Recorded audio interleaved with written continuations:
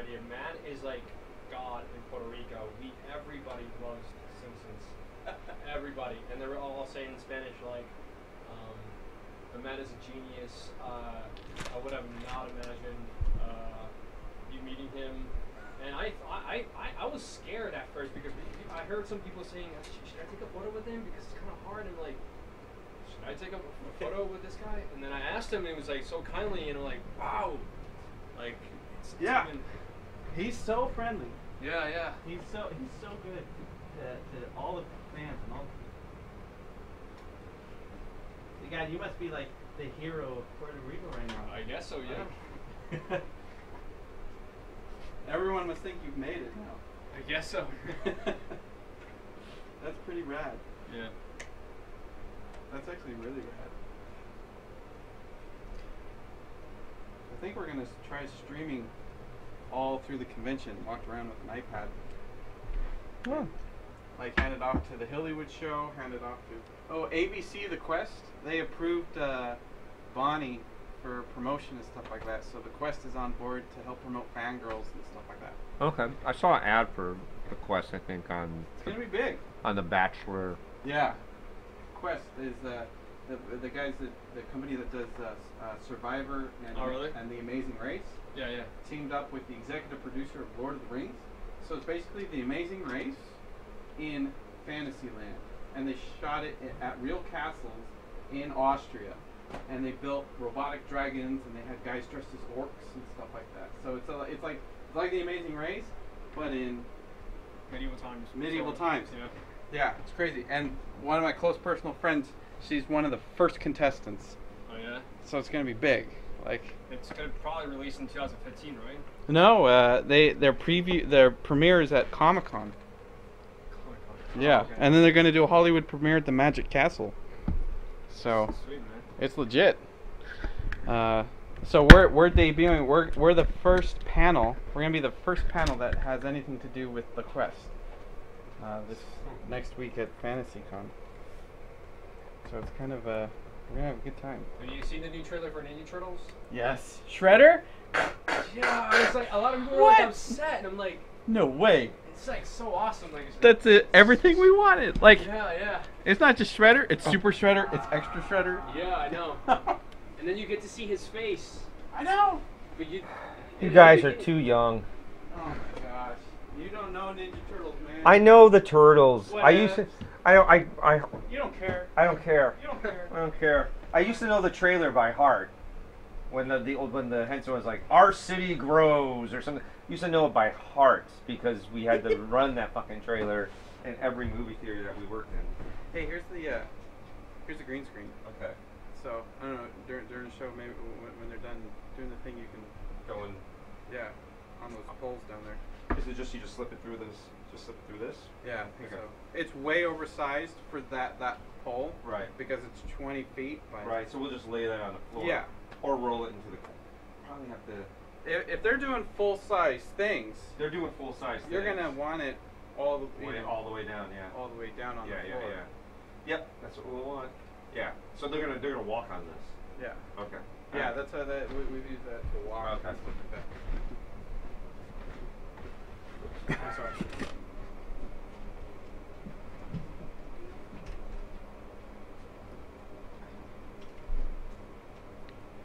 You hear they're rebooting Predator?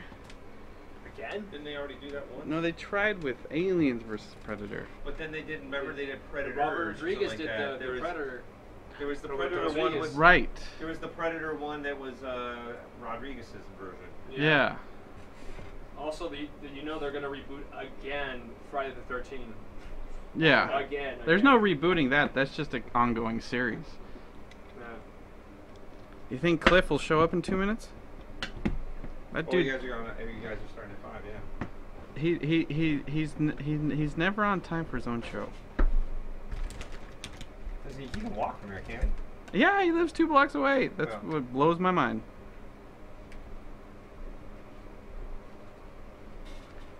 Facebook. Oh no, I still can't believe Johnny Knoxville is, I think he's voicing Leo, right? Oh, the voices. I love the voices. Yeah, like Batter up. doing like a really raunchy Leo. It's awesome. It's gonna be so good. Yeah. It sounded like there was another actor that you know what? I don't even want to know. You don't even know. I want to go into that it's gonna movie look clean. magic, yeah.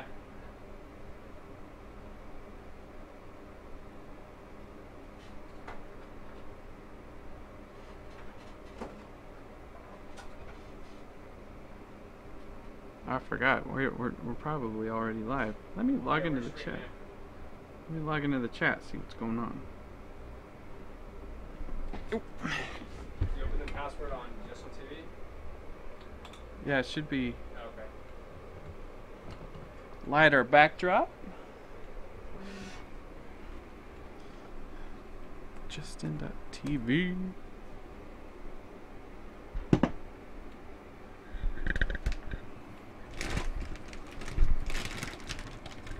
Today's episode brought to you by Sweet. The best in candy.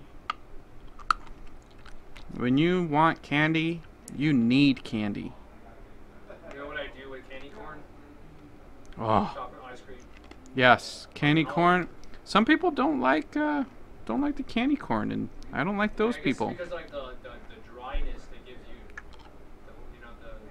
the No, it's candy corn's great. yeah. I will always argue for candy corn. Log out.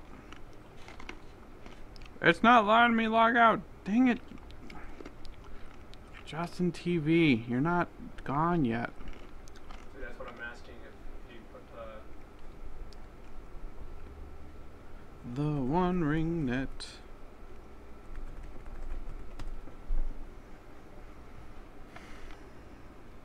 .501. Where's Cliffy?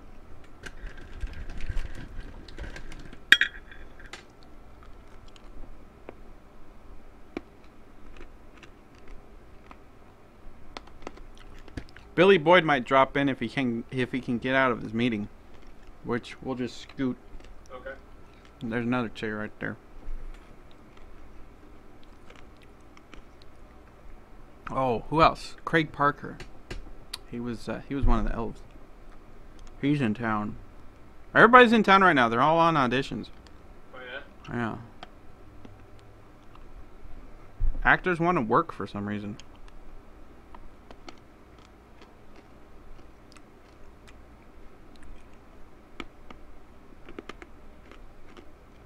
I'm kind of scared right now because I just got like I told Francisco, I got a call by 2 film festivals on my short film. Perfect. The Open Wound Film Festival and 61 Highway Film Festival. Dude, do everything. Every I signed festival. a contract and everything. They're gonna put my film on the internet, and then they're gonna call me September. It's kind of like a double thing. You get the internet, and you also get the screen. Yeah, that's rad. Yeah. $5,000 bucks, man. I spent. That's It's the way to do nothing- it. It's nothing too like an actual, but Look, Dallas Buyers Club won an Oscar. Won a bunch of Oscars, right? It also won Best Makeup. Dallas Buyers Club won Best Makeup at the Oscars. You know how much their makeup budget was? $350 you fucking kidding. for the whole movie.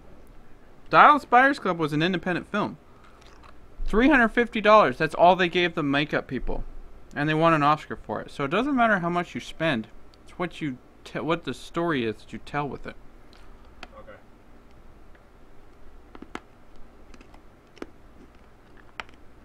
Hey, where is this in Photoshop hiding? What? This pattern. Oh, I don't know. Other halftones? Oh yeah, there's a way to.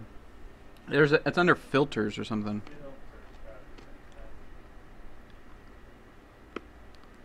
This chat won't load up. Hold on. Chrome.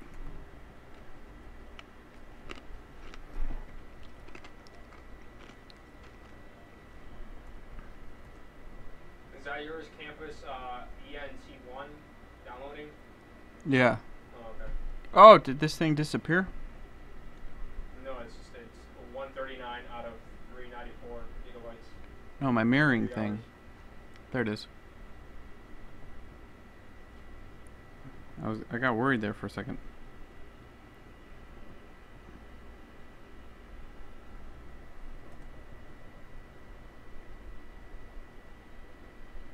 Mm-hmm. 504. Where's Did you see Cliff? Dragons 2? No, not yet. It's a great movie, man. I know. I was not expecting it to be that good. The first one I wasn't expecting. Yeah, I mean, yeah. This is the year of the dragon. Every dragon movie's been really good. Yeah. And you know what's this week? Oh, fire-breathing Grimlocks. Oh, Transformers. Yeah. Probably I this know will a big spoiler in stop it. Transformers. Stop it. Don't. I was spoiled. Don't go to any toy store. Yeah, I'm not even going to ToysRUs.com. I should have never been here. Yeah, I don't want to know. This will be the most Transformers movie of all the Transformers movies. That's what they told you, right? No, that's what I'm saying. Oh, You can quote me on that. This is more Transformers movie, more of a Transformers movie than all the other Transformers movies. Yeah. And it's getting interesting reviews. Like it's like some guy said, like Variety said, that what are you expecting from a Michael Bay movie or something like that? And I say it's fun. It's not. It's the sign when I saw it, it didn't say rotten. You know, then you have like a little option when you can put rotten or regular tomato. Yeah. Everything right now is tomato. And the crazy thing, it's the same production team, so all the same executive producers, all the same, you know. It's a smaller budget now. But you don't need that big, you know. They're just giving us Dinobots. That's all we want. Yeah. It's so good. Have you played the video games? Not yet. I don't want spoilers. No spoilers here. Yeah, I can't wait for Fire. And the best thing about the new Transformers is that the whole marketing thing, like every billboard, every banner, every poster, has been Grimlock. It's like, how about the Hobbit? Like, give us some Smaug. Like, I just want dragons on every bus stop. That's what I want. Like, Because most people now they know. now they know what Smaug. Space, Yeah. So put them every. I want this whole town covered in dragon, in Smaug, just like it was with Grimlock and the Dinobots. Yeah. He's so good. Are we getting a trailer by July or August, right? No, it was 5 months. Yeah, because Cliff was saying something about 5 months in I think it'll be at Comic-Con. Comic-Con. Yeah. There was also like a comment, I think, on AMC show. The guy who made that show, that movie, the Death of Superman Lives. Yeah. I think they were discussing something about like what's gonna happen with the franchise when The Hobbit is over.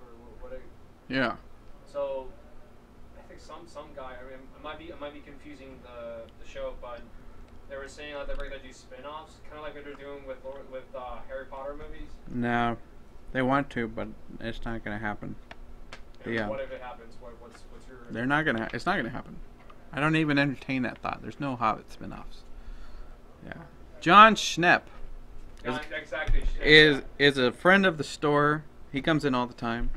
Yeah, I talked to him about Yeah. about 2-3 weeks ago. Yeah. Hello, everyone.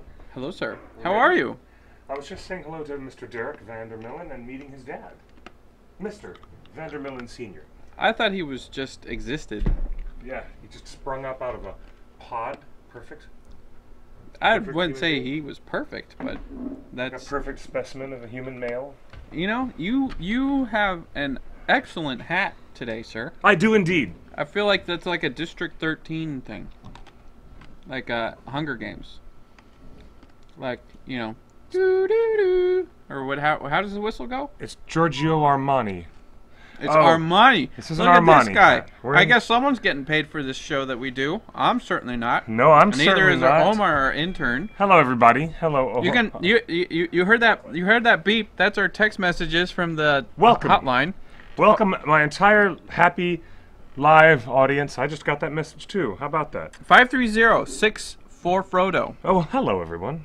We've got our chat room here. It's loading pretty slowly. It loaded slowly for us, so we've got a text message saying that The text, the chat is pretty slow. Someone says this is a Colombia Brazil hat. I don't know about that. The one that I'm wearing? Yeah. No, this is just a yellow hat. It's just an Armani hat that is as bright as, the noonday sun. And not to be outdone, Justin is here with another hat, another special hat of his. It's not special. It's, that's a special, very special hat. Yes. Even it took ages for the chat to load for us too as well, but once you're in, you're in. Our excellent friend Omar, he's got a cool hat on too. Everyone is behatted. Yes. Behatted. We're behatted because we're at Meltdown Comics, and we're right above the Nerdist Theater or Nerd Melt Theater. Hi, Dennis. Hello. How you doing there? We're just starting the show here, and it's a big week. I'm afraid this will be our last show before FantasyCon happens. That pause was very dramatic. It was quite a dramatic pause because of the wonderful things Justin does. Justin and everyone else will be leaving for Salt Lake City early Tuesday morning. Salt Lake City. So, that means we'll have this show now to preview some of the remarkable mischief that we have. Oh boy, the emails that I've been getting. I was just handed the responsibilities. Yes. I'm very pleased to announce, for those friends of mine and all those audience members out there who have not seen any of the postings online, but I've been asked to be Master of Ceremonies and presenter at FantasyCon.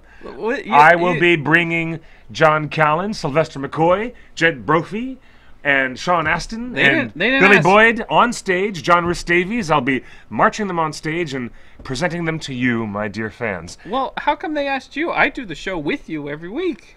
Why do you get offered?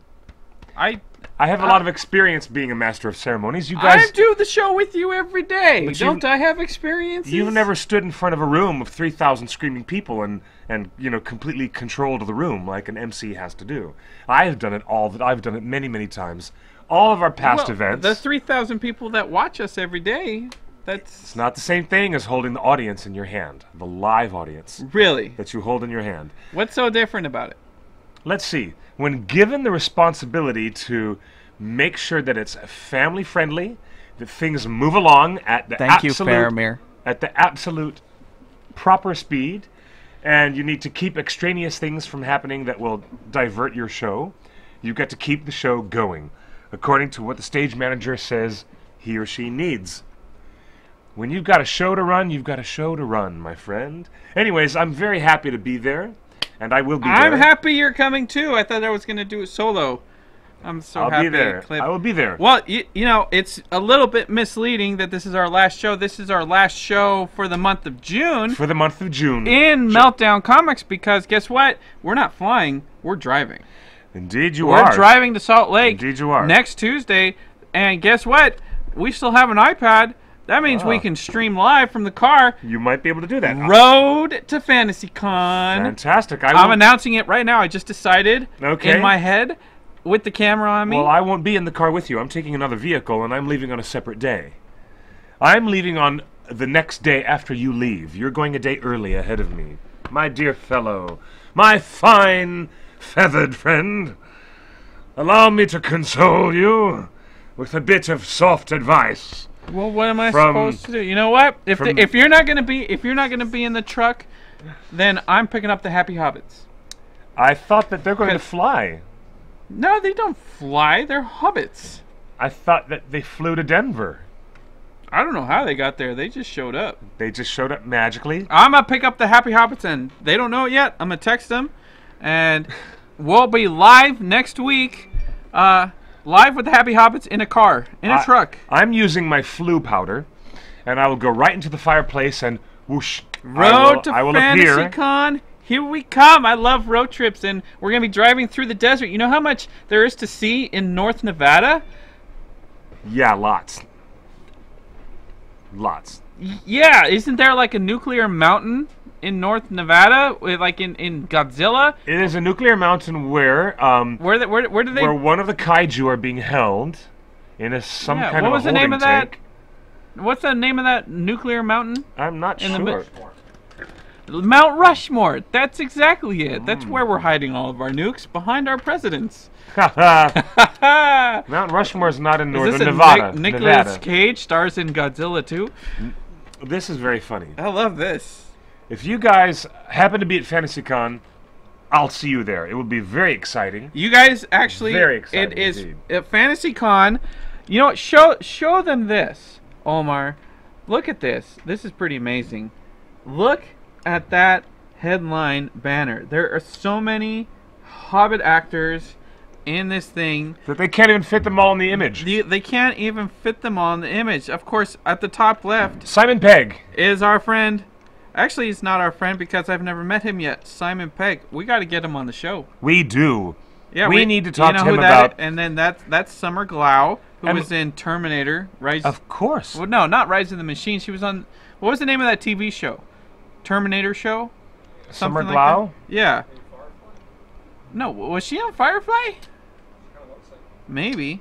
I didn't watch Firefly. What else we got? We got Hillywood show. Oh, that's all right. They put the Hillywood in the banner. Isn't that special? We're gonna catch up with the Hillywood show, girls. We got Sylvester McCoy, Graham McTavish, Ken Stott, John Rhys Davies. He hardly ever does conventions. That's true. What a real treat to get our Indiana Jones stuff signed. I'm gonna bring him an Indy 4 poster. And then we've got Sean Astin, of course, Billy Boyd, and Elijah Wood will be DJing the opening party on Wednesday night. So DJ Elwood in the house. It's gonna be amazing. That is going to be amazing. What else we got? What else is this? Uh-oh, boom. FantasyCon official kickoff party, July 2nd. Now, I'm telling you right now, get the kids, get your roommates, share the gas cost, and drive to Salt Lake next weekend. It's 4th of July weekend. I know you're not working. I know you requested that weekend off because you work at Barnes & Noble and you don't want to deal with those crowds on 4th of July. So I know you've got those days off. I know you live within 15 hours of Salt Lake. So everybody should be there. This is a once-in-a-lifetime, until next year, opportunity to get almost the entire cast of Lord of the Rings and The Hobbit. It's gonna be amazing. Hit the road. Flights are too expensive at this point. Just get in the car, fill it with your friends and your sisters, cousins, uncles, and get to Salt Lake.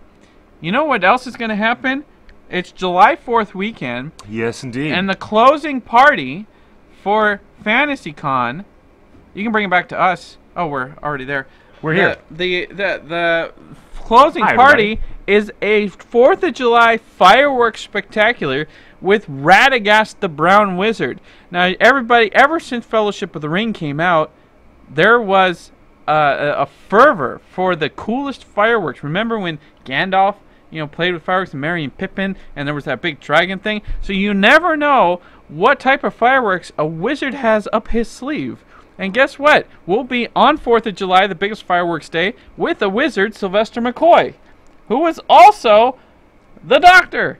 You can't ask for a bigger, better fireworks celebration. It's going to be epic. The only way you could ever ask for a bigger, better fireworks celebration is if you lived in an imaginary land where Gandalf and the Ring of Fire, Narya, that was given to him by Círdan the shipwright when he first arrived on the shores of Middle-earth, way, way, way, way before the events that happened in the War of the Ring. Wait. That's the only way you're ever going to get a better wizard fireworks display is if you have Gandalf in tow. Not happening. And guess who else is coming? We've got Radagast, so we're going to have to do the Radagast wizard Look at fireworks. this. They just booked a And very it's- special guest. Who? Did they really? Jabba the Hutt himself. They're bringing in that whole huge Jabba the Hutt? Yes. That's great. I haven't even seen this at San Diego Comic-Con. Have you seen this Jabba the Hutt before, Do Dennis? they have a person? So that's going to be at Salt Lake FantasyCon. They just booked Jabba the Hutt for a very rare appearance. Probably he's cool. probably still bitter that he's not in the sequel trilogy. He's not the CGI crappy version of Jabba the Hutt that we saw in episode 1. He's the real huge Jim Henson Creature Workshop created Jabba. Yes. So that's pretty exciting. Very, very cool. Yeah, so they've got some special guests that they haven't even announced yet, I'm sure. Well, you know, they've got some guys from Stargate. Oh yeah, Christopher Judge. They, some Ninja Turtles are showing up. It's gonna be an epic weekend. What else we got? FantasyCon. They can't take enough photos yet. Summer Glau. Let's see. What else? What else we got? Uh-oh. Evidently, Summer Glau, according to someone in our chat room, Summer Glau recently appeared in a fun episode of Big Bang Theory. Big Bang Theory? She did a guest appearance on that show. Well, that's really good. Yes. So, it's going to be an exciting weekend, and we're going to try... The king of understatement, Mr. Justin Sewell, has now informed you all that it's going to be an exciting weekend. We're going to try to bring it to you live. It's going to be so fantastic. It was going to be exciting. Now it's going to be stupendous because our MC, Master of Ceremonies, is my co-host, your favorite. My friends, Cliff Broadway. You guys have to come. There's a Fantasy Quest film festival that was created by the organizers of FantasyCon, and I'm very pleased to announce that they have asked me as a replacement for Mr. Chris Hardwick, who was unable to attend. Really? I'm replacing... I really thought he was coming. I thought so too, but I'm going to be the presenter. So you're taking Chris Hardwick's work? I'm taking Chris Hardwick's job I guarantee you they're not paying you. As the master of ceremonies for the actual awards show, which was originally started out as a smaller awards program, and now it's grown to become a much bigger evening. And I'm telling you what, it's going to be so good. You know what I'm most excited about? You guys need to just get there. I'm most excited about the fact that Billy Boyd is right here in Los Angeles. He's a few blocks away somewhere, but he said he was too busy running around with the things he had to do, and he could not come to join us today. Oh, but it'd be cool. He sends huggles and squeezes and kisses to all of you lovely ladies and all you fine folks out there in interweb Would he drive land. with us? Road to FantasyCon with Billy Billy? Boyd? God, that'd be great. That would be so good. That would be really fun. Live stream from the car all the way up the 5 freeway and then across the Nevada desert with Pippin? You're not a brown coat, are you? No. That's why I'm not a brown coat either, but yes, Summer Glau is from Firefly. She's one of the original cast of Firefly. Just wanted to get that straight for the record without having any strange Now issues. let's show them the guest list. Take a look at this. This is the guest list that you are concerned with. Simon Pegg, Royd Tolkien, who's been on the show. And he's going to be the Grand Marshal of the parade. Dr. Robert Bacher, the foremost expert in dinosaurs. We've uncovered some new species from China that are going to blow your mind and prove that Tolkien might have been right in some of his creatures. We're going to blow people's minds at our Dinosaurs of Middle-earth panel.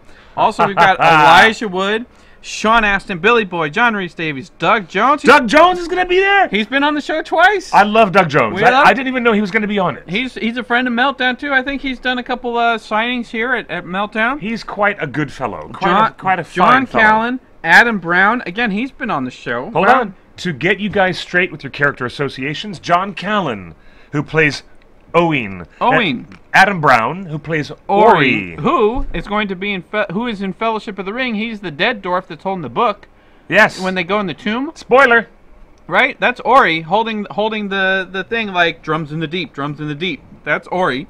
Ori, yes, that Ori. Ori is the skeleton, the only cast member from The Hobbit who actually does appear in the Lord of the Rings. The only, because you never see Balin in his tomb. You only see Balin's tomb. That's right, but you do not see the remains of Balin. He's the only dwarf left in Fellowship of the Ring who actually does appear. And Peter Hambleton, who plays Gloween, Gimli's father. Gloween. So we're gonna have Peter Hambleton and John Rhys Davies on stage at the same time. Father and son? Really? What? Okay, mind blown. I had no idea. Officially. Really? That's crazy. So this is the first time ever that father and son are going to be on stage. Are you emceeing that? I am emceeing everything. From Wait, what I know, are they doing a panel with themselves? Because that'd be so I don't know if epic. they're doing a panel with themselves. So there's a whole. We can do a whole discussion about father and son relations. It in looks the Lord like of the Rings. looks like Lady Éowyn just walked in to say hello. Say hello to the audience real quick, Lady Éowyn. Wave hi. Wave hi. This is the lovely Amelia Lindgren. How are you doing? Who has appeared in my documentary film. And hello, what a nice surprise to see you, Amelia. I just popped by. Just popping by. Just popping in. Mind blown. Mind blown. And guess what? Oh, we're announcing the list of actors and folks who are going to be at FantasyCon. Are you going to be in Salt Lake City next week? Maybe. Uh-oh. If I get Carrie Fisher time. will be in London. Uh-oh.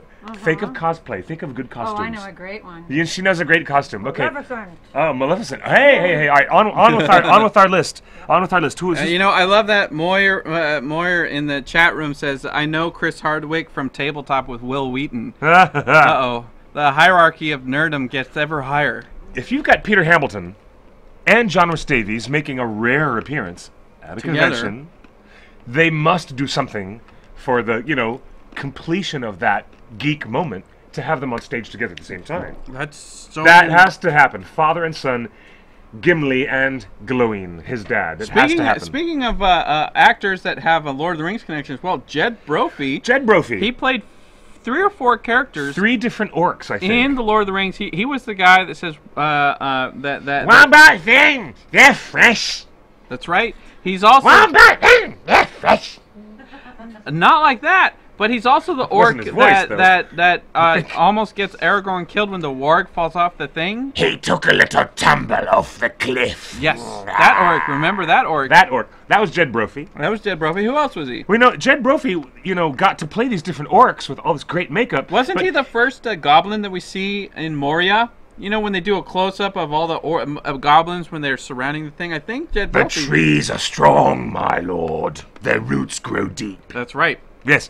So, it's funny that all those voices were done over again in ADR, most of them by either Andy Serkis or Craig Parker. Mm-hmm. Yeah, it was like Hal Deer would go into the recording studio after being light and lovely and elven, and he'd have to go in and do some weird orc voices or goblin voices, for Jed Brophy. That was very funny. He did that. So, but who does he play in The Hobbit? What? Jed Brophy? Yes. Well, in The Hobbit, he plays Nori, also known as Starfish Head. Nori, who is the notorious pickpocket, in the extended edition of An Unexpected Journey... I thought Bilbo was a pickpocket. No, in An Unexpected Journey, Nori is actually stealing things from Rivendell. Okay. He's packing stuff up and stuffing candelabras, I think, in his tunic. Yeah, so there's Nori as Jed Brophy. Who else? Graham McTavish. He was at DragonCon with us last year. He's brilliant. And he's such a good guy. Yes, he is. Yes. And you guys know him as the very first dwarf who casts his shadow on Bilbo's door. And he's the first dwarf to arrive. And he has a huge battle role to play in the 3rd movie. We know for a fact that... Where'd you learn that from? He's very vocal about his... Dwalin has a big battle role? We're going to learn a lot this week, next week at FantasyCon. Okay. Then the next dwarf on our list of happy dwarves, William Kircher, who I was so been delighted, on the show. So delighted as I was. I'm surprised how many people have been on our show. To interview him. I was so delighted to talk with him because he doesn't get to talk in the Hobbit movies. He's just going, and he's got an axe in his head, and he's grunting and speaking in Khuzdul, and nobody knows what the heck he's doing. Half the time he's living on some other weird planet doing weird things that are not related to what the main characters are doing on screen. And he came here and he had a wonderful time, and he sat right here in this chair next to you, sir. Yes, sir. Next to me, sir. And it was William Kircher who plays Bifur. Bifur. Which is where Put you get that thing the word in the head. Bifurcated. When you are bifurcated, you have an axe in your forehead. That's right. Or it means you're split. Your head has been split. Bifurcate. Anyways, also Bifur. Ken Stott, who is the guy that dies in Moria, right? Balin? Don't spoil it. Oh, wait. The book has been out for 75 years. No spoilers. No spoilers. You should have read that book by now, Justin.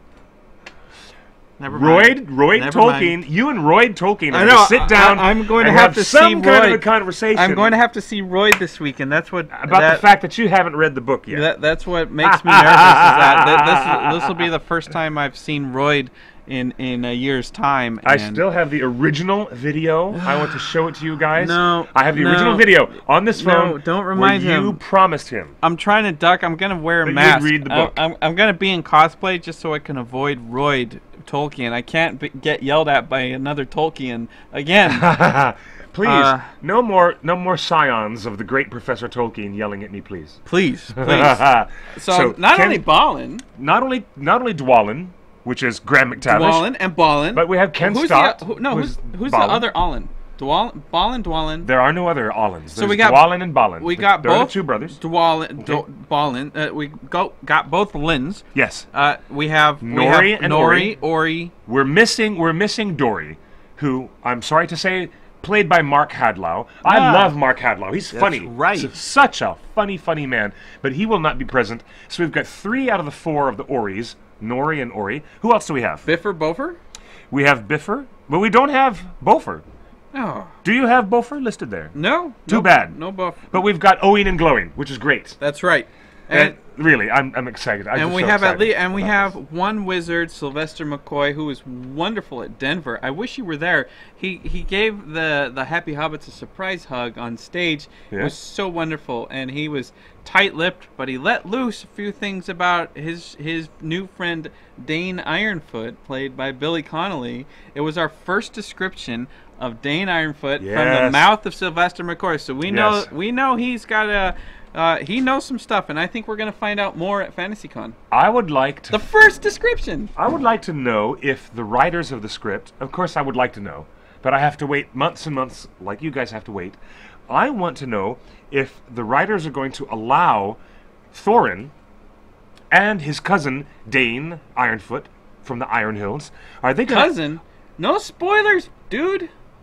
Spoilers? You are not allowed to claim no spoilers because...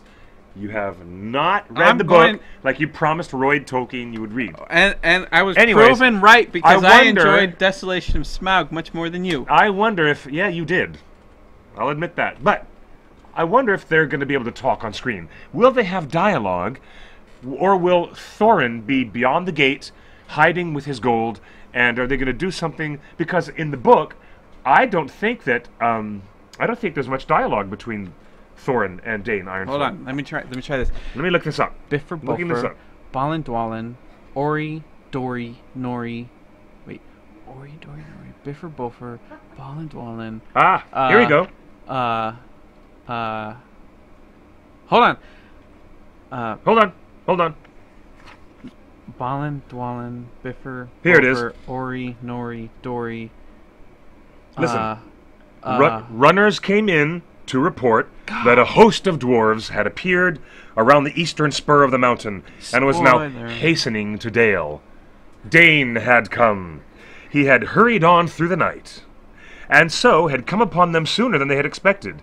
Each one of his folk was clad in a hauberk of steel mail that hung to his knees, and his legs were covered with a hose of fine and flexible metal mesh, the secret of whose making was possessed by Dane's people. The dwarves are exceedingly strong for their height, but most of these were strong even for dwarves. In battle, they wielded heavy, two-handed mattocks, but each of them also had a short broadsword at his side with a round shield slung at his back. Their beards were forked and plated and thrust into their belts. Their caps were of iron, and they were shod with iron, and their faces were grim. So exciting. That's what happens in the book when Dane Ironfoot arrives. I didn't hear anything you said. Sylvester McCoy will be there, and so many others. So many others. It's going to be Hillywood show. It's going to be there. They've been on the show a couple times. The Hillywood sisters are very funny, aren't they? It's so talented. Their last Doctor Who parody with Rocky Horror went to 1 million views almost overnight. Holy smokes! They're so good, and they make make all their videos themselves. It's just so amazing. And then the Happy Hobbits will be there as well. It's so amazing. It's like the ultimate fangirl group. You've got Happy Hobbits and Hillywood, and you've got this happening and that happening. We're doing a panel about the Fangirls documentary. Indeed, we So have. we're We gonna are have doing a full panel to talk about the Fangirls We're going to have documentary. everybody in the same room, and they're going to share some of the stories that we're documenting for the film. It's going to be... I hope you bring a lot of extra tape. It's going to be great. Yes. Yes, it is. Hard drives. Lots of hard drives, lots of streaming. I couldn't miss this one out. I couldn't miss out on I this. know. You were stressed. You were like, I don't know if it's a holiday weekend. There's going to be a lot of work here. Like, you were stressing for the last several weeks. Indeed, I was. Let me ask you this. Did the stories coming out of Denver kind of influence you? Yes. Yes. The arrival of this many cast members in one place at one time, the arrival of, Royd Tolkien, the great-great-grandson of J.R.R. Tolkien, and his assignment as Grand Marshal at the parade, and the fact that DJ Elwood, is actually going to spin at the opening night party, that was enough to tip me over the deciding edge. And beyond the edge of the wild, I will find myself with all of you guys in Salt Lake City. Now... And it's not just us. You know our friend Bonnie over at the Magic Castle, who you worked with over at the Magic Castle. She's performing every hour, and they've got magicians walking around and acrobats. It's an actual you guys don't know who Bonnie is, but when when ABC Television Network broadcasts their new show, The Quest, which I auditioned for, and Lady Eowyn, my friend Amelia, we all she went auditioned. To, You auditioned. It was so fun. And our tall friend who wears the Gandalf costume, David Baxter, he auditioned. Well, and everybody we know auditioned, and the only one that got accepted was Bonnie. So Bonnie's in season 1. It's the first season. She's so excited, and everyone has been questioning what about the Quest? Is this for real? Is it legit? How accurate is it going to be? We just got approval this morning. ABC. Yes? ABC called me and said we approved Bonnie to talk about the show. So we're going to be talking about The Quest. We're going to give you a sneak preview of The Quest. And the craziness... I mean, on a future installment of our webcast. At FantasyCon. Oh, at FantasyCon. We get to actually talk about... Yeah. All right. It's going to be amazing. But, when you get cast on a major show like that, like Survivor, or the equivalent, you have to sign... like 7 pages of non-disclosure agreement. How would the network allow her to actually go up on stage and talk about it? I know. That's why they called me this morning and said, we love her, and we love TheOneRing, and we love FantasyCon. Okay, this is fascinating. It's going to be super good. It's going to be much more than I could have anticipated, guys. It really is. It's going to be... And you guys need to be there. I can't stress that enough. I would say this is the closest thing that we have in America to a HobbitCon, which is over in Europe, isn't it? Yeah. This is America's version of HobbitCon and our version of Armageddon Expo. And speaking of Armageddon, which is, a big fight, we were just talking about this earlier today. Of all the spoilers, this guy never shows up to any of the conventions. Hugo Weaving. That's true. Who was in the Matrix? He was in the Transformers trilogy. He's he's in the Lord of the Rings trilogy. He's in the Hobbit trilogy. He plays V for Vendetta. Yeah, he's like the guy. He's amazing. He's never at any conventions. And the question is, we know that there's going to be a battle at Dol Guldur, and we know there's going to be a battle of the 5 armies. Will this be Hugo Weaving's greatest battle? So far, the only battle scene he has ever filmed is the last alliance of elves and men, which you see in the opening 7 minutes of Fellowship of the Ring. That's the only time you see him in battle. In his career, Hugo Weaving has also been in huge epic fights in the Matrix. Sure, he fights with Captain America when he's Red Skull. He's Red Skull. He's Red Skull. What more?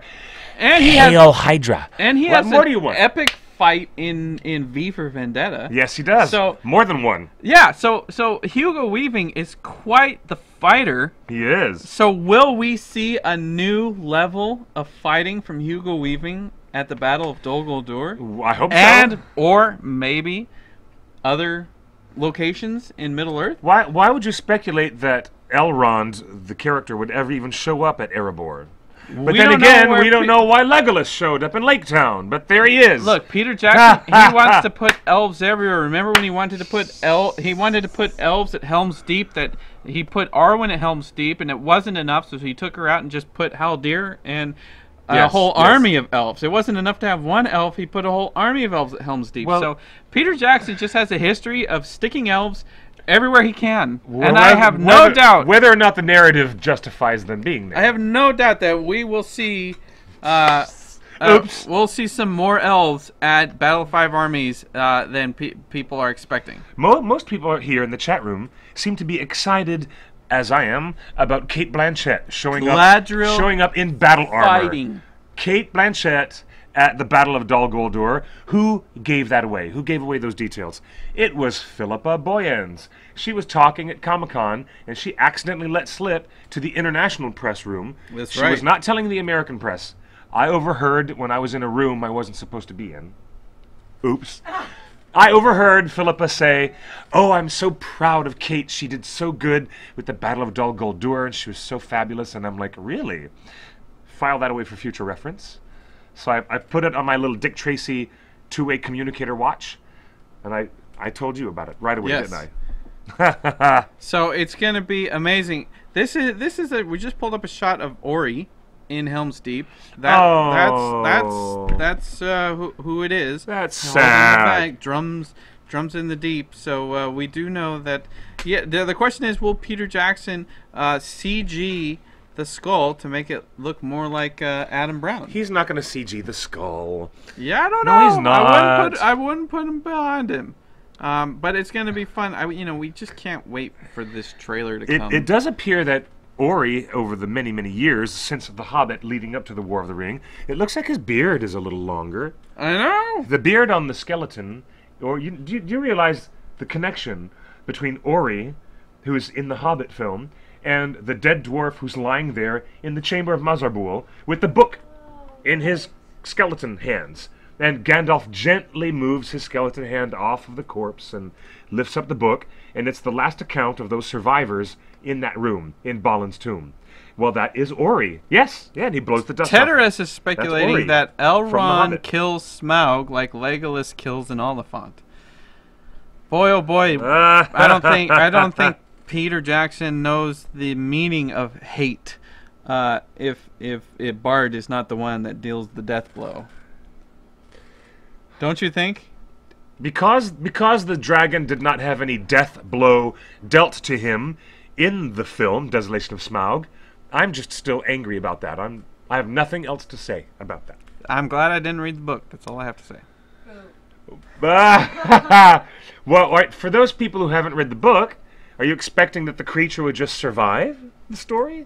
Yeah, wow, I'm glad we're getting more dragon. I hope there's more dragon all around. Glad we're getting more dragon. Yeah, I hope there's as much dragon as there is Grimlock around Los Angeles. Grimlock just had his birthday last week. There's so much he's on every billboard, banner, TV commercial. I'm talking about the real Grimlock. You're the ringer Grimlock. I'm talking about our friend Grimlock. The cover boy. The cover boy, and you're talking about the dinosaur, Dinobot. Grimlock, Transformers. From Transformers. It comes out this week. 4. Oh boy, I better rush out to the theaters right now. Are you kidding me right now? It's a fire-breathing dragon. Yes. I am so not... A robotic fire-breathing dragon from the space. So not interested. I can't... What more do you want out of life? A different director than Michael Bay. That's what I want. You asked, I told the truth. You know, we were just talking earlier about the new Shredder. The new Ninja Turtles trailer has the new Shredder in it, and you see the Shredder. He looks just like a Decepticon.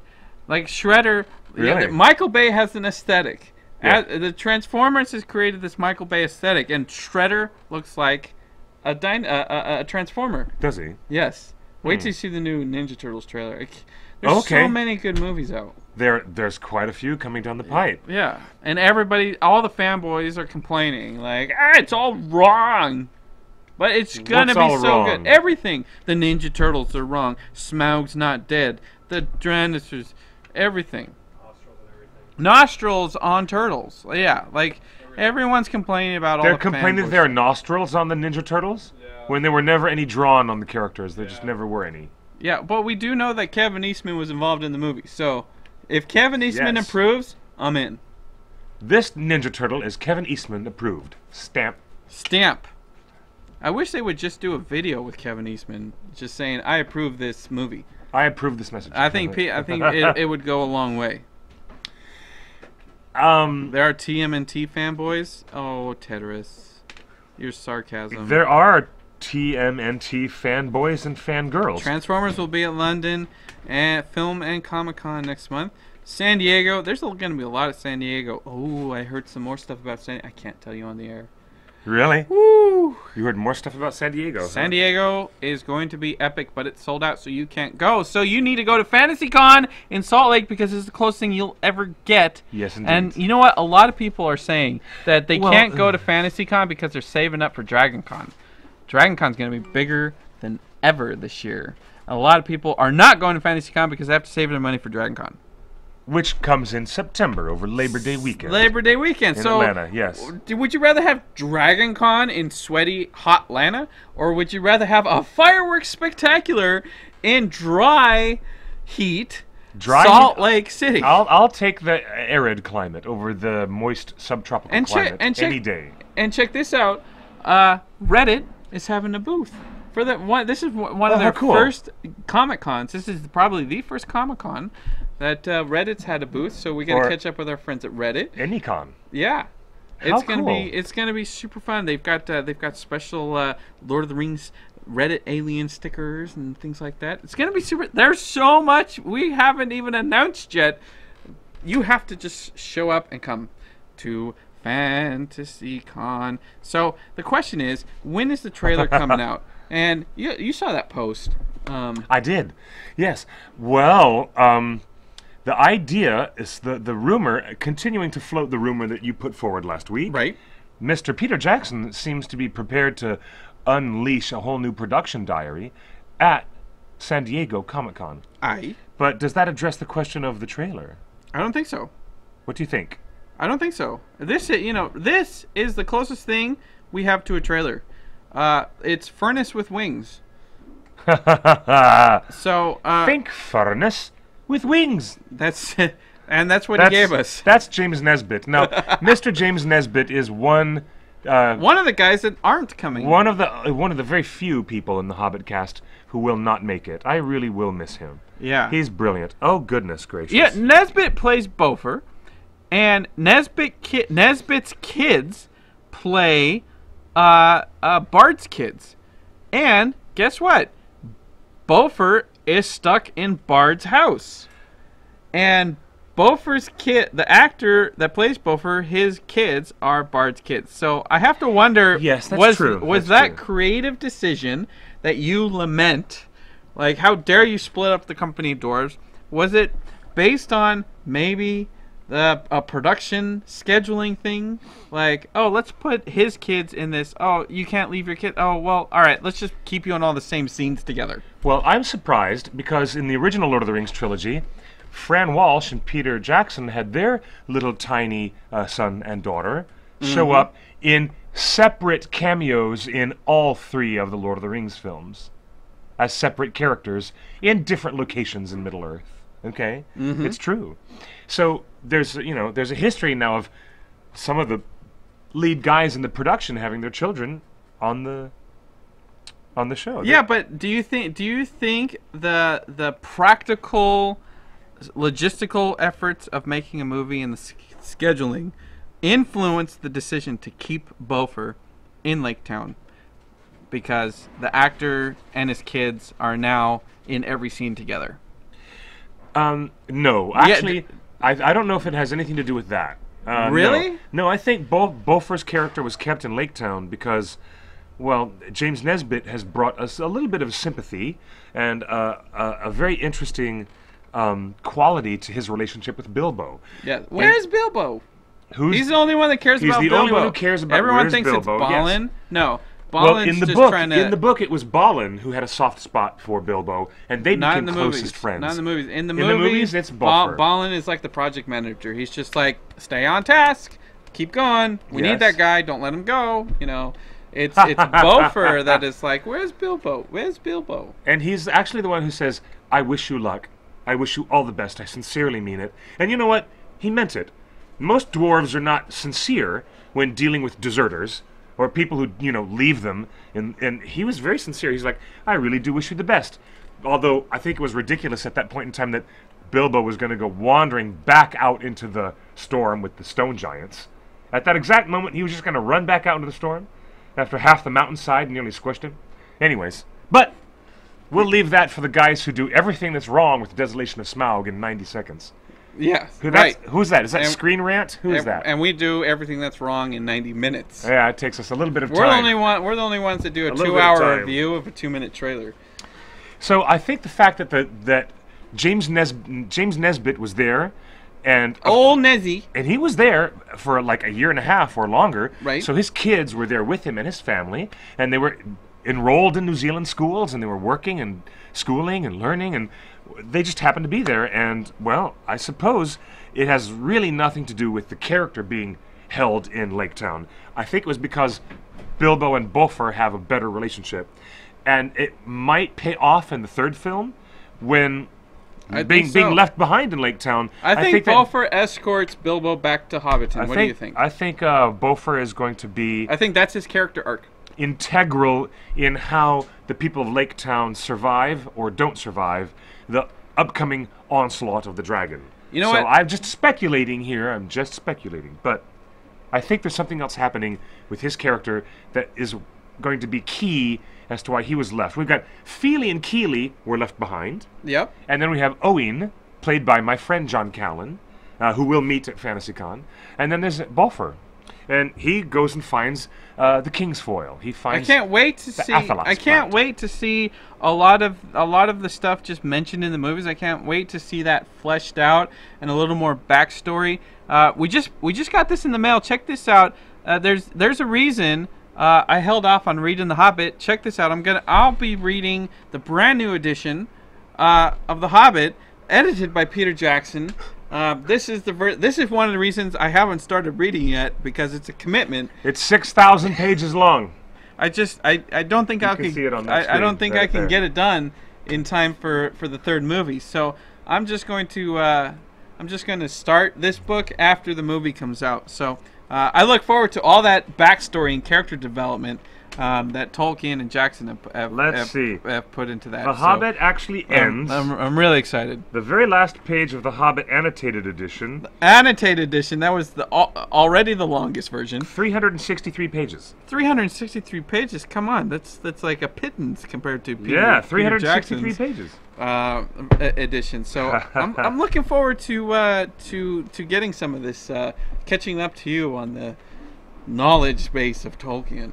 Indeed. Well, I'll try to help out as much as I can, but you can, if you wish, you can successfully read the book in just a matter of a few hours before you go to the convention, and you can stand in front of Royd Tolkien. I can't read this book. You can stand in front of Royd Tolkien with a brave face. I'm ducking away from Royd. You can tell him you won't find me near Royd. Integrity with your promise. This, guys, I made a promise, Mr. Tolkien, a promise. This, guys and girls, this is the edition that you really want, the annotated edition, which was annotated by Douglas Anderson. This is the edition that you want. That's the edition you want. Nothing else.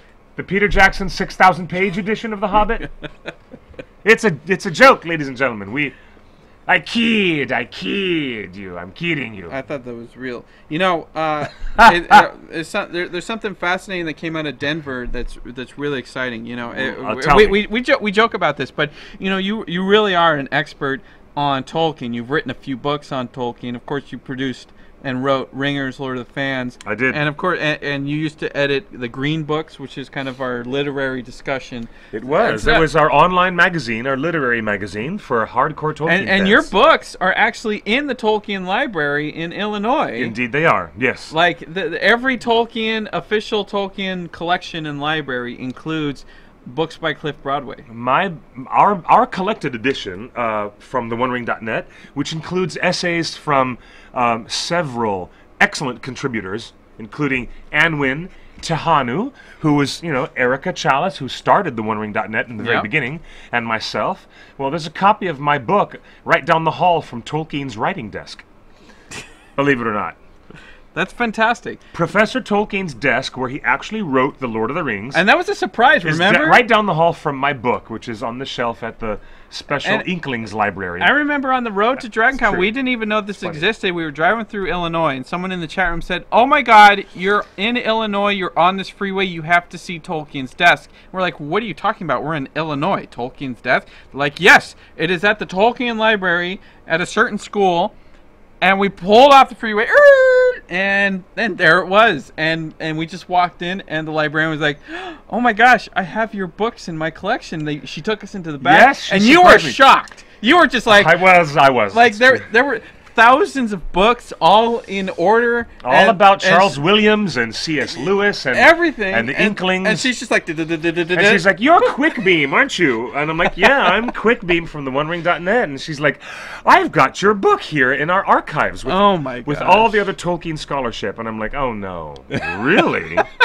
That was quite the surprise. Quite the surprise. The interesting thing coming I didn't expect that. Coming out of Denver was that we did our dinosaur panel comparing Tolkien's beasts with the fossil record with actual dinosaurs. Yes. Like, could giant golden eagles exist at the size big enough that you could ride them? Or could other giant fell beasts of a size sufficient enough, to ride around like a wyvern for a Nazgul to ride? Yeah, could four-tusk oliphants, war elephants, exist? Does the fossil record show any of this in places where we know that aggressive war elephants? So it was a fascinating discussion with Dr. Robert Bacher, who, wrote the book on dinosaurs. He's the guy that first made famous the idea that dinosaurs are warm-blooded. That they might have fur and feathers. They're closer to birds and reptiles. Like, he's the guy. When Michael Crichton wrote Jurassic Park, he called Dr. Bacher. When Steven Spielberg made the movie Jurassic Park, he called Dr. Bacher. He's the guy.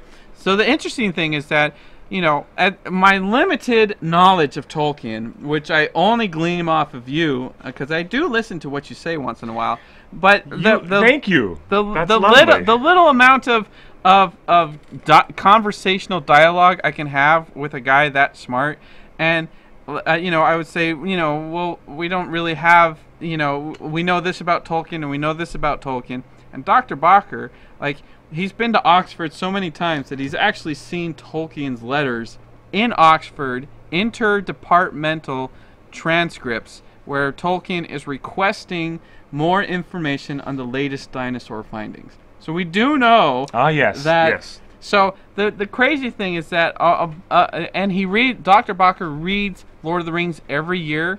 He's read he's got the Silmarillion almost memorized. He can point to any page in the Silmarillion and tell you what page what beast is on. It's a very difficult book to memorize. And so he's got everything in Lord of the Rings, Hobbit, Silmarillion, Unfinished Tales. He's got every beast memorized and what page they're on.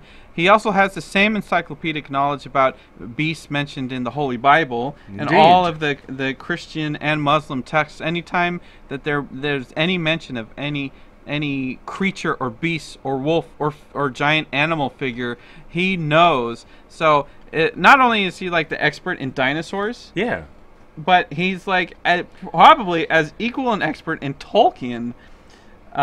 Interesting. And so I'm looking forward to the opportunity to see you and him converse and just see if there's an explosion of Tolkien that just goes, because his knowledge is I don't know anybody else that is as knowledgeable, if not more, about Tolkien than you. And then I meet Dr. Bacher, and he's like, well, I've been to Oxford and I've seen Tolkien's letters. It's like, whoa, you're on a whole nother level. Like, there's no outsmarting him. Like, it's almost intimidating to have a conversation with him, because he's just like, he can school you in everything. Indeed. Well, I also look forward to meeting him. You have certainly talked him up more than enough times. I'm certainly looking forward to meet him. Well, it's a big deal. The paleontology community is buzzing right now. People are sending me links to message boards, and where like actual museum paleontologists and everything. Yes. And everyone's buzzing right now that like Dr. Bob is back. Like, he's been been out. You know, you haven't seen him on TV much for the last 15 And years. now he's increasing his profile. And he's increasing his profile. This Indeed. might be in Indeed. conjunction with Jurassic World coming out next year. Oh, yeah, it might that be, has something to do with it. You know, it has a lot of things to do, and he's a smart guy. But the fact that he shares a passion for Tolkien, there's something really fascinating at this. So we're actually repeating our panel from Denver. It was so wildly successful and got so much buzz that we're bringing it back at FantasyCon. This is probably one of the only times that he's made available to do this. And not only that, It's really cool. but the folks at FantasyCon were so impressed they gave the Morrison Museum a booth. So they're bringing Allosaurus skulls and Stegosaurus and Triceratops. You'll be able to touch and hold actual fossils and take pictures with them, and they'll tell you all about the dinosaurs at their booth. It's spectacular. It is going to be spectacular. Like, when was the last time you went to a Comic-Con and there's a T-Rex skull that you could take a picture with? Like, you could look at it face to face like Bilbo looks at Smaug. You know, that for scale, it's pretty crazy impressive. So it's gonna be intense.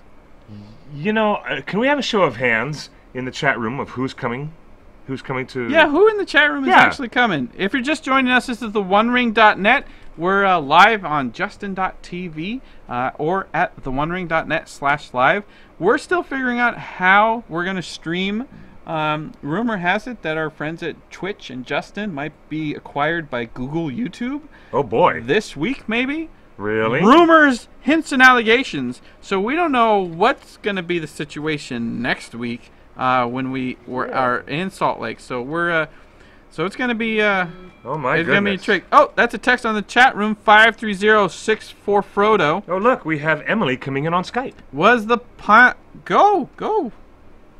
Hello. Is this our friend Emily, Stargate Geek, coming all the way from England?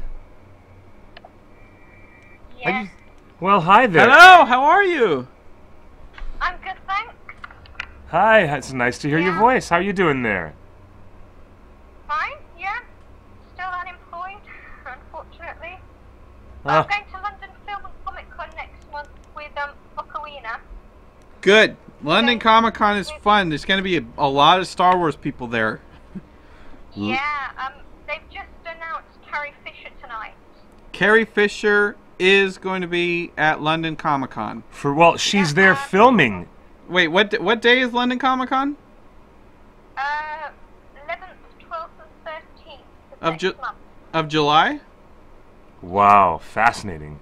Wow. So And, that gives her enough time to come fly over to San Diego. Yeah, John Hurt is going to be there. John Hurt? Backer. David Wenham's going to be there. David Wenham, who Ian plays Mc- Faramir. That's Yeah, so we've good. got tickets in Ian McDermott, Summer Glau. Ian McDiarmid, the very evil Palpatine. Billy D. Billy D. Yep, everybody Corey. that's on Star Wars is just going to go to that convention. It's kind of what they did with Armageddon Expo in Australia. All the Hobbit actors just popped over for a weekend. Yeah, and Stan Lee's going to be there. Stan Lee. Oh, how cool is they that? still let that guy fly? Man. That's cool. Emily, you're going to have an excellent time. Yeah, with Ocarina. We're going to have an excellent time. Here's a Nerdist candy. Yum, Nerdist candies. Justin, I sort of support you on not reading the book, because I still haven't managed to read The Hobbit, because I don't want the disappointment of, knowing stuff. I know! People, I'm telling you, I'm going to have the best theatrical experience of anyone in that theater. Because you haven't read The Hobbit. Because I haven't read The Hobbit. Emily? But I do agree with you, Cliff, in that they just should have killed the bloody dragon. Yes, thank you. They should have killed the bloody dragon in the film. You know, they should have killed... I wanted my $14 worth. Well, with IMAX and 3D charges, it was $21. But I wanted my money's worth. I wanted a dead dragon on the table for dinner. That's what I wanted. Yeah. Well, I didn't get it. If you notice, they didn't kill anybody. They haven't killed Balg. They haven't killed Azog. They haven't killed...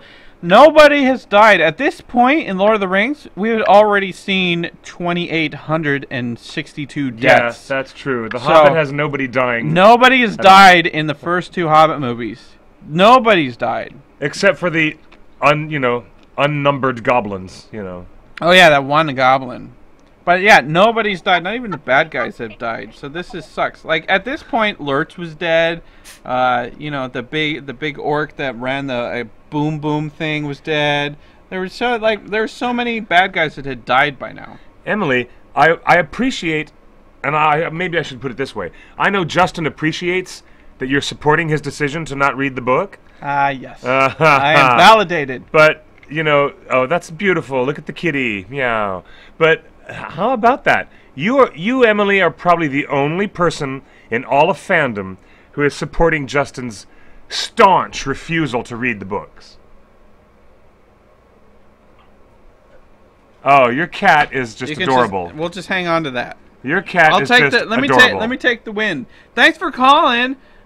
It's been a couple weeks since we've been able to get Skype working, so thanks for calling in. If you want to Skype us, TheOneRing net, one word, it'll come up as... What does it come up as?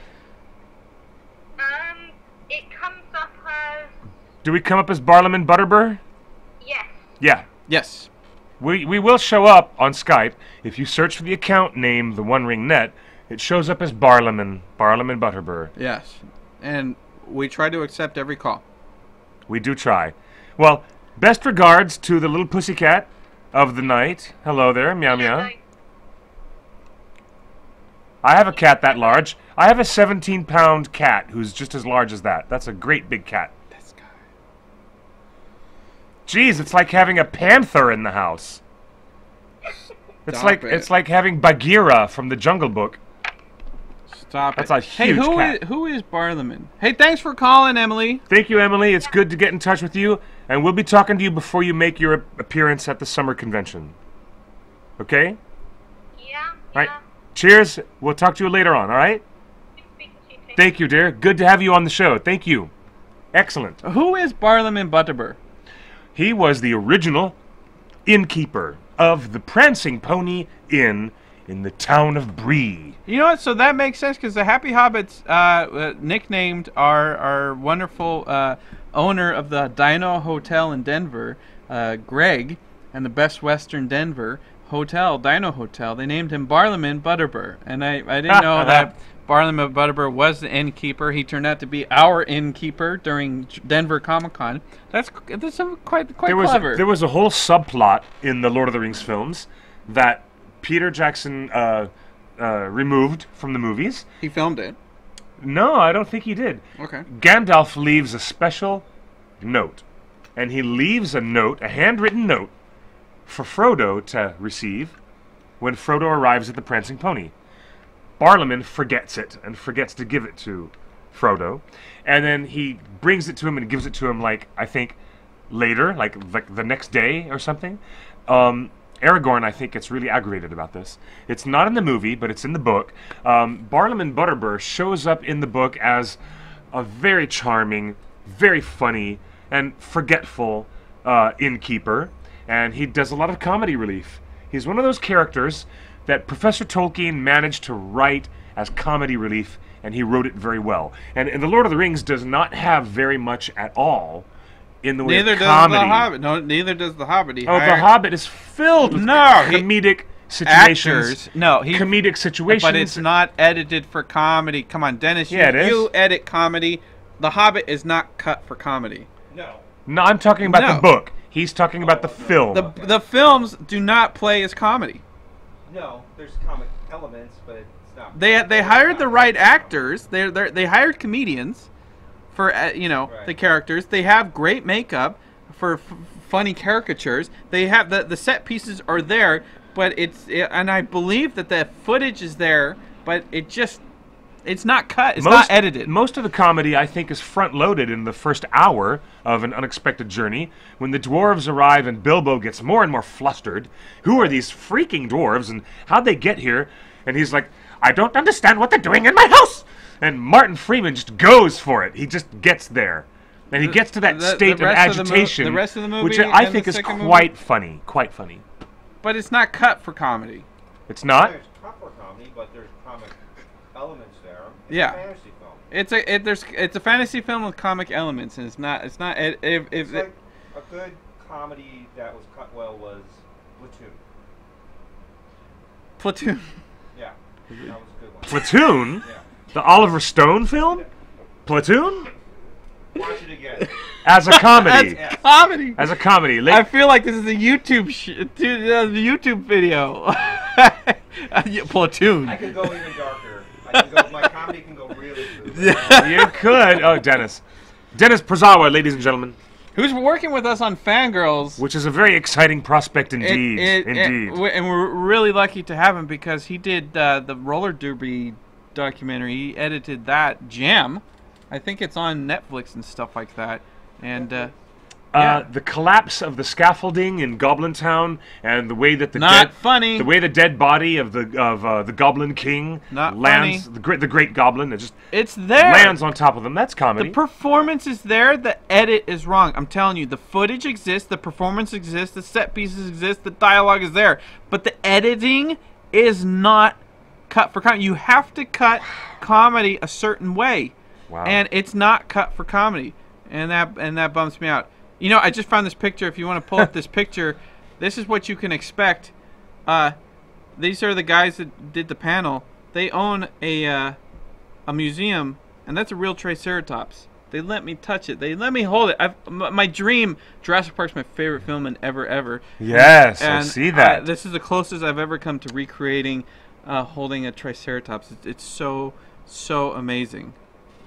It is amazing that there were such creatures on Earth that were that size. And look, there's Keely from the Happy Hobbits kissing a T-Rex. You can see the scale of a T-Rex skull is a little smaller than what Smaug is. But if you remember that hobbits are half size, this would be ginormous. So this is about a T-Rex skull is about the size of a Smaug skull. That's our estimate. That's our estimation. Because if you figure if she was the size of a hobbit, that would be huge. I took a close look at that delightful small book that they put out, Creating Smaug, which our friends at Weta Digital published. Wonderful book. Wonderful. It's Creating Smaug. Smaug. Yeah, it's a small little book, but it is wonderful. And there's a fold out, a gate fold out in the middle of the book that shows Smaug at full scale against tiny little Bilbo standing there on top of the hoard of the dragon's treasure. It's fascinating. I think that your scale assessment for a Smaug skull might be way off because it would be 30 times bigger than what we're looking at here. 30 times, come on. 30 you don't know times your bigger. Scale. You don't know your scale. Seriously.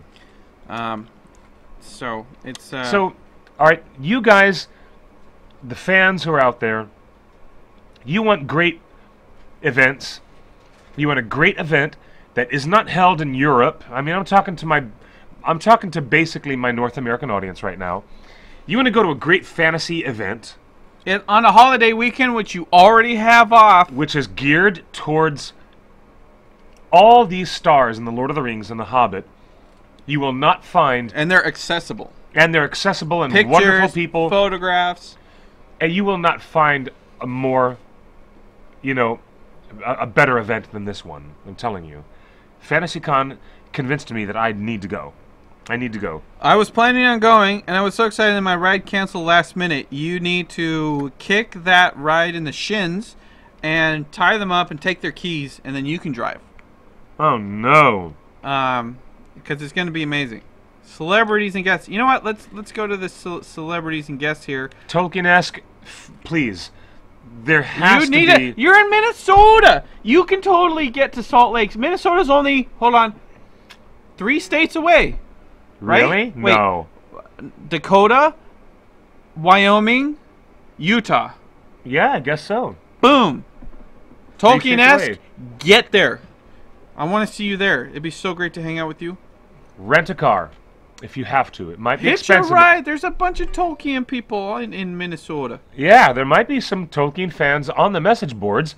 Why don't you look at our message boards that are quite active and fun on TheOneRing.net. You might make a posting. And Yes. You might find other people Yeah. in the area If you- of Minneapolis, St. Paul, If you get who are going to Salt 4 Lake. people in a car, You gotta do it. split the gas. Yes, exactly. And there's a ton of hotels, Great rooms idea. that you can Great crash idea. at. You know what? Let's show them this. This is the FantasyCon website, and let's just jump through. We've got DJ Elijah Wood, Simon Pegg. Why does Summer Glau get like top billing next to those two guys? Let's see. We got Adrian Wilkinson, The Hollywood Show, Roy Tolkien, Christopher Judge, Sean Cannon, Billy Boyd, Mark Ordesky. What a great friend! I had a conversation with him today. Great. He is awesome. Joseph Gatt, Brad Torgerson, Steven Sears, Renee O'Connor, Sean Aston. That's a good headshot. That must be from The Strain. The Strain's coming out with Sean Aston. Gonna be good. Woo! There are really creepy posters all over. Guillermo del Toro personally directed the first episode. As I was saying, there are very creepy posters all over Los Angeles that have suddenly appeared at every bus stop of The Strain, which is, Mark Singer canceled? Really? Oh, no! Mark Singer canceled. Rose McGowan. Don't you have a thing for Rose McGowan, Dennis? No. No? I think she's lovely. But she's a lovely person. She's lovely. Claudia Christian, Mark Shepard, Tinsel Corey, what are they? Amrita, Sneaky Zebra. Let's see, Casey Collins. Who else we got? Mark Ryan, Sylvester McCoy, Jed Brophy. I can't wait. Jed, he's such a great guy. Such a great guy. Yes, he is. He's Doug super Jones, awesome. he's so good. Look, Bonnie even made it onto the thing. Wow, she's quite something. Scotland, Paul Draper. See, those are all of our performers. Master Paint, Jeff McBride. What else we got? Some artists here. Utah Women in Film. Wow, look at that. Interesting. Kid History panel. The OneRing Net. Hey, we got it. Like, nobody represents the website except the Ring. Doug Adams. Wow, he's a new. He's part of the movie. He is indeed. Yeah. What else we got? We got some good cosplayers. Lindsay Elise, Monica Lee. That's not Hilly. That's not. No, that's someone else. That's Monica Lee. It's not one of the Hollywood sisters. Donato Giancola. I love Donato Giancola. What a great artist. What a great artist. What do we know him from? Well, he is one of the most well-established and beloved fantasy painters. He's a painter and illustrator, mainly in oil on canvas, and he has provided more beautiful visions of Tolkien's works and characters. He's one of the very, very best. One of the very best. So we got a good group of people you bring back to us. This is going to be I'm so glad you're coming. So am I. And I hope Tolkien-esque comes in the chat room. You need to make it happen. Go to TheOneRing.net message boards and put a call out for carpoolers to FantasyCon. If ever there was a convention to go to, again, this is the first year. Tolkien-esque says that she lives in New York, not in Minnesota. Who was in... You're confusing her with someone else, perhaps. Who was the regular that was in Minnesota? It's Pete. Is it Pete Northrunner? Pete, No. are you in Minnesota? No, Pete's in New York. No, he's in New York. Pete Northrunner, you're in New York. Ugh. Make it. Well, you can still make it. Make it happen. Pete Northrunner and Tolkien S should road trip it from New York. Wow, that would be great. You guys really should road trip it. Yeah, totally. Road tripping. That'd be so much fun. We'd love to hang out with you. I am very, very excited about what's going to happen, but the thing is that when you're in Utah, you have to do as the Mormons do. No, that's not true. When in Rome, you must do as the Romans do. There right? is a huge. There's a joke. I'm leading up wonderful... to a joke. I'm leading up to a slight joke. Okay, I'm eating this Nerdist candy. All the liquor stores close at 5 o'clock in the afternoon, so you can't get a decent pint. It comes in pints. I'm getting me one. You can't get any alcohol service in the whole state of Utah after a certain hour. And like being in Sweden, they have very strict government controls on what type of retail stores are allowed to sell alcohol, like the Systembolaget. That's different from Denver. In Colorado, Did I say that wrong? everything's legal. You can smoke anything you want. You can drink anytime you want. In fact, you know, they serve alcohol on the convention floor at 11 a.m. So at Denver Comic Con, like, people were drunk by 3 in the afternoon, walking around con. I believe it. Beers in their hand. It was interesting. A right proper pint of 1420 In a plastic cup. in a plastic sippy cup. It's funny. When we put out Ringers Lord of the Fans, we put out some funny merchandise that we thought was related to little jokes in the movie. So we got a beer stein that had our Ringers symbol on it, and it was designed by Nancy Steinman. Nancy, who's a great illustrator and graphic designer, who's helped us design these cool, really cool new T-shirts. Oh, yes. We're going I to should offer find these those. T-shirts. Hold on, you let me should find find the those. T-shirts.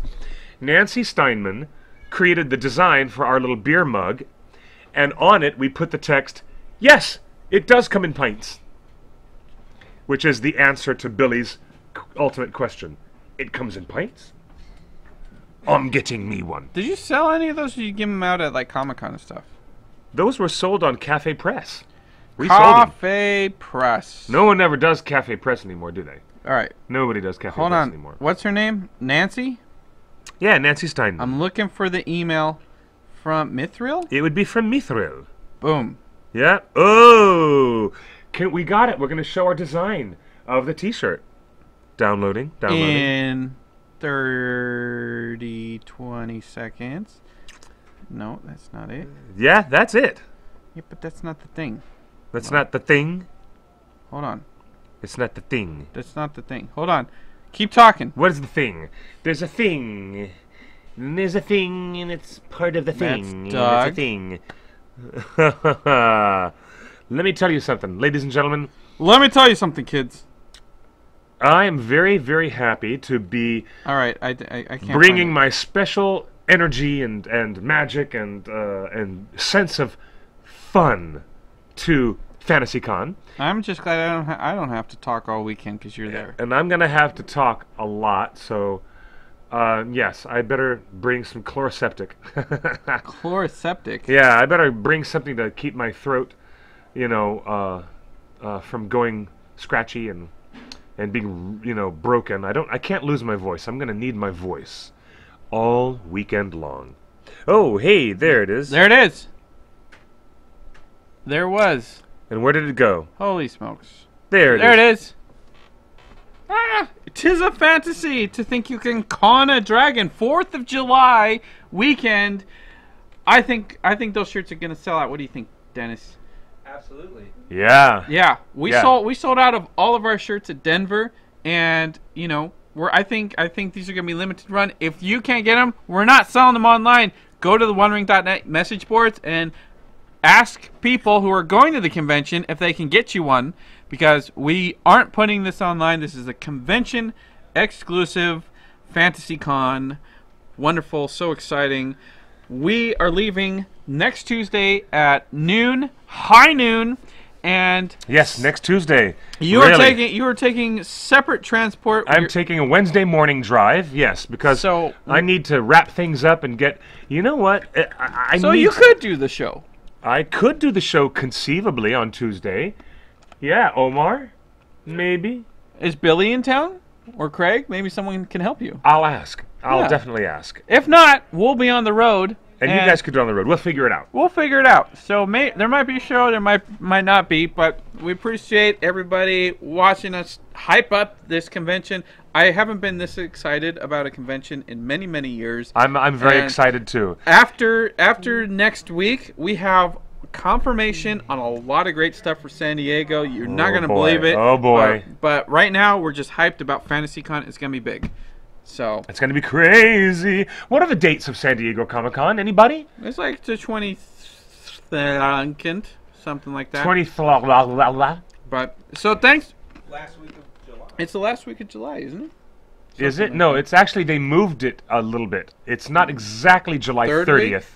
It's like the third weekend in July. Maybe. I'll have to look it up. So thanks for joining us on the chat room. You've been wonderful with the chats and I have everything. one additional thing to say that I'm excited about. Let's do it.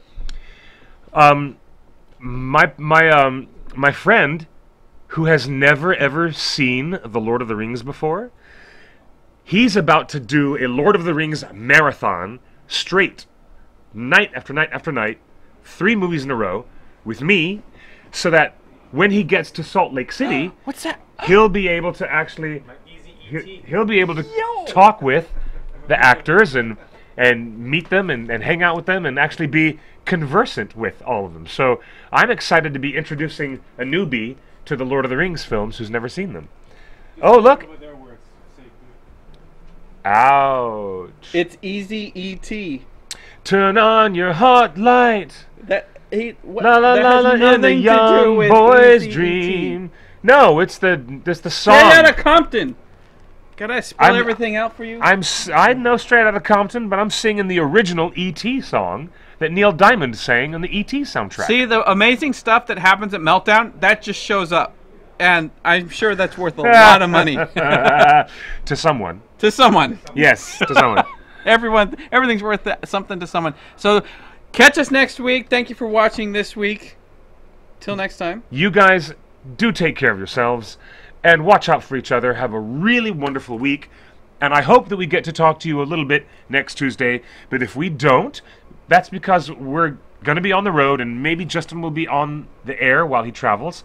Hey, what kind of live streaming will we be able to provide at FantasyCon? Hopefully a lot. Will we be able to do Torn After Dark? Hopefully. Really? Because a lot of those fans want to see us dancing and jumping around with A's dance DJ party. Elwood. That dance party is going to be great. Middle Earth open mic, the whole deal. Oh yeah, We're gonna try. We're gonna Yeah. try to bring it all to you live. So It's gonna be good. Stay tuned to us next week.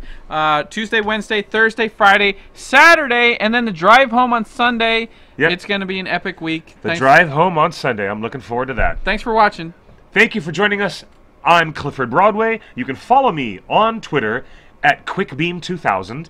You can follow Justin on Twitter too At QuickBeam2000, at Justin's Big Idea. I hacked his account. No, you did not. Not yet. You haven't. And you can follow TheOneRing.net at TheOneRingNet. Follow us on Twitter. We've got all kinds of mischief. Thank you for joining us. Good night, everyone. Bye-bye.